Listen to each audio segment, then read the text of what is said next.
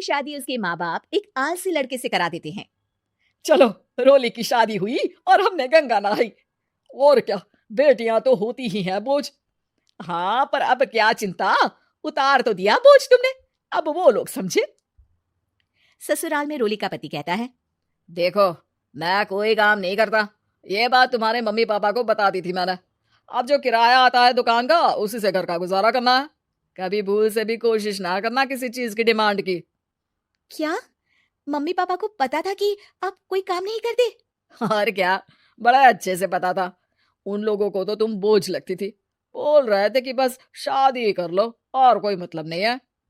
रोली को यह सुनकर बहुत गुस्सा आता है, लेकिन करती भी तो क्या, क्योंकि वो जानती थी कि उसके माता पिता ऐसे ही हैं। जैसे तैसे रोली दिन काट रही थी। रोली को एक प्यारी सी बेटी होती है।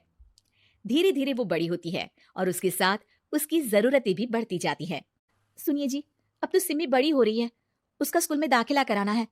मैंने अब तक तो जैसे तैसे समय काट लिया, लेकिन मैं बच्ची की परवरिश में कोई कमी नहीं रखूंगी।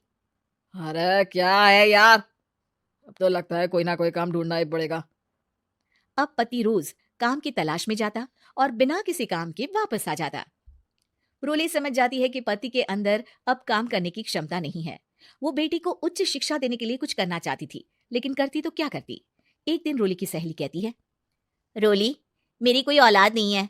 अगर तू मेरी औलाद को जन्म दे तो मैं तुझे तेरे मुंह मांगे पैसे दूंगी। अरे, तेरी औलाद को मैं कैसे जन्म दे सकती हूँ? सरोगेसी से। बच्चा मेरा और वैभव का ही होगा, लेकिन कोख तेरी होगी। ये संभव है रोली।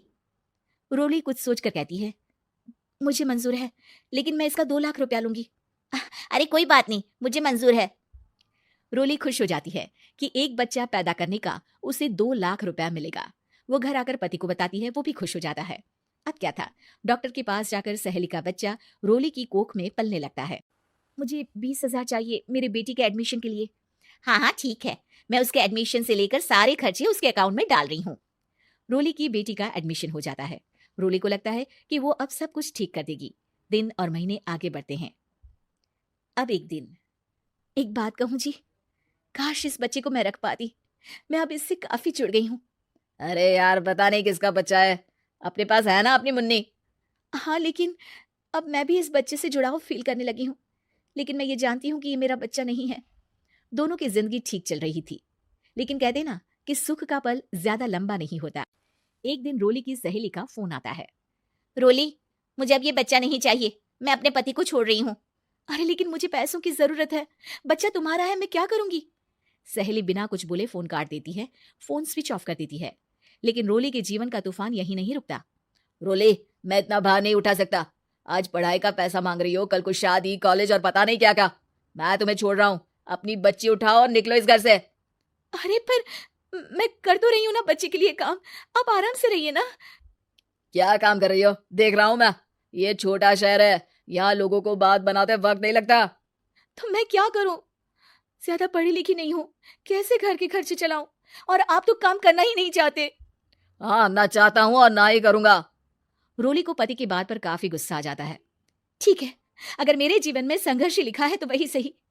इस वक्त पति होने के नाते आपको मेरा साथ देना चाहिए था, लेकिन नहीं, आपने तो इस हाल में मुझे घर से बाहर निकालने की बात कह डाली। देखो, ये सारी फालतू की बातों के लिए वक्त नहीं है मेरे पास। रोली, जिसकी कोख में किसी और का बच्चा था और साथ छोटी सी बेटी, पति का घर छोड़कर रास्ते पर आ जाती है। रोली के पास मायके के सिवा दूसरा कोई रास्ता नहीं होता। अरे रोली कैसी है, कितने दिनों के लिए आई है? हमेशा के लिए माँ। वो माँ को सारी बात बता देती है। ओए लड़की, इतनी हिम्मत का काम कर लिया। अरे ना ना, यहाँ कोई जगह नहीं है। तुम तो अपना बोरिया बिस्तर उठाओ और निकलो यहाँ से। रोली के पास अब मायके का रास्ता भी नहीं बचता। वो चुपचाप बच्ची को लेकर जा रही थी कि उसे दर्द होता है और वो डॉक्टर के पास चली जाती है। और फिर वहां वो एक प्यारे से बेटे को जन्म देती है। कितना प्यारा है, कितने अभागे हैं इसके माँ बाप जो इसके पैदा होने पर भी नहीं है। तभी वहां डॉक्टर आ जाती है। रोली, बच्चे के पिता तुमसे मिलना चाहते हैं। आपका बहुत बहुत शुक्रिया, मैं इस बच्चे को पालूंगा। भले ही इसकी माँ ने इसे छोड़ दिया हो, पर मैं अपनी जिम्मेदारी निभाऊंगा। तो क्या आप मुझे इसके पैदा करने के लिए जिन पैसों की बात हुई थी वो भी देंगे? हाँ, और साथ ही आप चाहें तो मेरे घर में रहकर मेरे बच्चे की देखभाल भी कर सकती हैं। मैं उसके लिए आपको सैलरी दे दिया करूंगा। रोली को लगता है कि जैसे भगवान ने उसके लिए सुकून का रास्ता खोल दिया। वो अब मुकेश के साथ उसके घर चली जाती है, जहां रहकर वो उस बच्चे की देखरेख करती है। अब मुकेश के घर को रोली अच्छे से संभाल लेती है, उसके लिए खाना बनाने से लेकर बच्चों की देखभाल और घर की देखरेख। धीरे धीरे मुकेश को रोली से प्यार हो जाता है। रोली, तुम्हारी बेटी और मेरा बेटा बिल्कुल भाई बहन की तरह साथ रहते हैं। हाँ, आखिर है तो एक ही कोख के बच्चे, अटैचमेंट तो होगा ही ना। रोली, तुमने घर और मुझे दोनों को संभाल लिया। ये तो मेरा काम है। आपने भी तो मुझे छत दी, जिससे मैं अपनी बेटी की पढ़ाई और भविष्य के लिए पैसे जोड़ सकूं। अब रोली, क्या तुम मुझसे शादी करोगी? अब मैं जानता हूं तुम्हारी भी शादी कुछ खास अच्छी नहीं रही। रोली को मुकेश की बात ठीक लगती है। वो उससे हाँ बोलने की सोच ही रही होती है कि उसके पहले पति का फोन आ जाता है। रोली, मैं बहुत परेशान हूँ। मेरा एक्सीडेंट हो गया है।